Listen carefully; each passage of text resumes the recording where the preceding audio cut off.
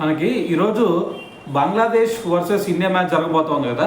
అయితే మరి ఇప్పటి వరకు మన మధ్య స్టాట్స్ కనుక చూసుకుంటే ఏకంగా 17 T20 మ్యాచ్లు ఆడితే 16 మ్యాచ్లో మన ఇండియానే గెలిచింది. ఒక్క మ్యాచ్లో మాత్రమే బంగ్లాదేశ్ గెలిచిందనమాట. అయితే మరి ఈ స్టాట్స్ మొత్తం చూస్తే మీ అందరికీ తెలుసు కదా, ప్రస్తుతం ఉన్న ఇండియా ఫామ్ చూసినా సరే, లేదు అంటే అంతకుముందు స్టాట్స్ చూసినా సరే ఖచ్చితంగా ఈరోజు ఇండియానే గెలిచిందని చెప్పేసేయచ్చు. అయితే ఇప్పుడు దీని గురించే మరి బంగ్లాదేశ్ కోచ్, అతని పేరు ఫిల్ సిమ్మన్స్ అనమాట. అయితే అతను ఏమన్నాడు అంటే, మీరందరూ అనుకోవచ్చు ఇండియా గెలిచిద్దని చెప్పేసి, కానీ మీరందరూ కూడా ఒక విషయం గుర్తుపెట్టుకోవాలా, ఇండియాని ఏ టీం అయినా సరే ఓడించిద్ది. కాకపోతే మరి ఆ 3 గంటలు ఏదైతే ఉందో, మ్యాచ్ జరిగే ఆ 3 గంటల్లో ఎవరైతే అత్యుత్తమ ప్రదర్శన ఇస్తారో సో వాళ్ళే గెలుస్తారు.